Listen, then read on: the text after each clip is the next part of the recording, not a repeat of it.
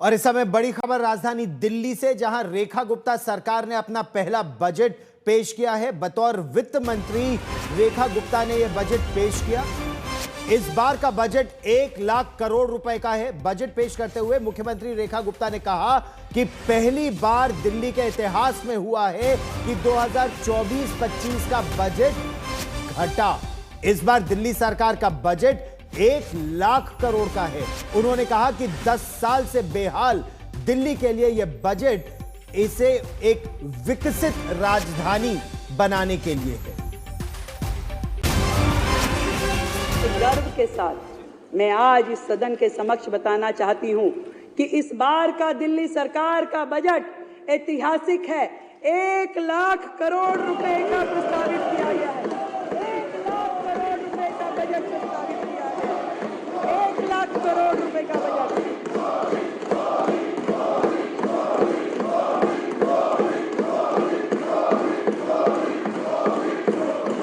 जो कि ना केवल दिल्ली के इतिहास में बल्कि देश में इतनी तरक्की करने वाला, जो कि 31.5% अधिक है पिछले साल की तुलना में, अभूतपूर्व और ऐतिहासिक बजट है।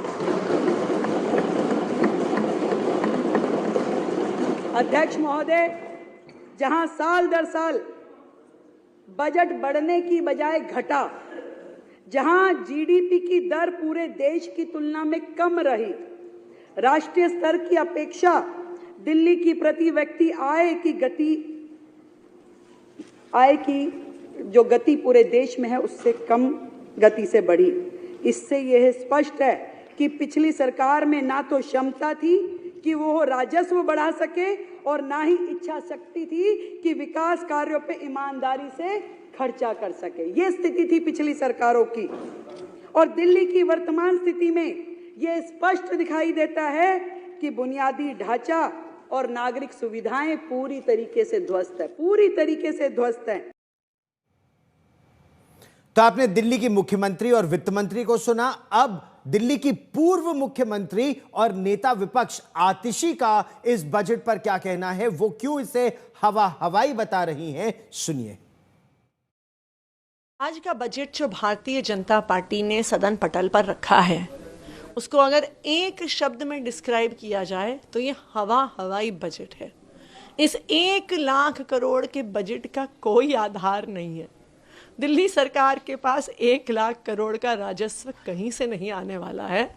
और इसी वजह से जो कल हम सवाल उठा रहे थे कि आर्थिक सर्वेक्षण, इकोनॉमिक सर्वे सदन पटल पर क्यों नहीं रखा गया, इसीलिए नहीं रखा गया क्योंकि उसमें जो तथ्य हैं, उसमें जो आंकड़े हैं, उसमें जो विश्लेषण है, आज इस हवाई बजट की सारी हवा निकाल देता।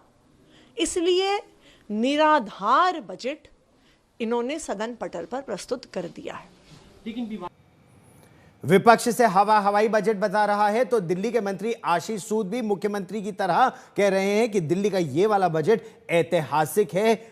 मेरे सहयोगी सुशांत मेहरा ने दिल्ली के मंत्री आशीष सूद से विशेष चर्चा की, सुनिए। मिनिस्टर आशीष सूद हमारे साथ हैं। सर, पहला बजट सरकार का, बतौर पावर मिनिस्टर, बतौर एजुकेशन मिनिस्टर के तौर पर कैसा इस पूरे बजट को आप ओवरऑल देखते हैं?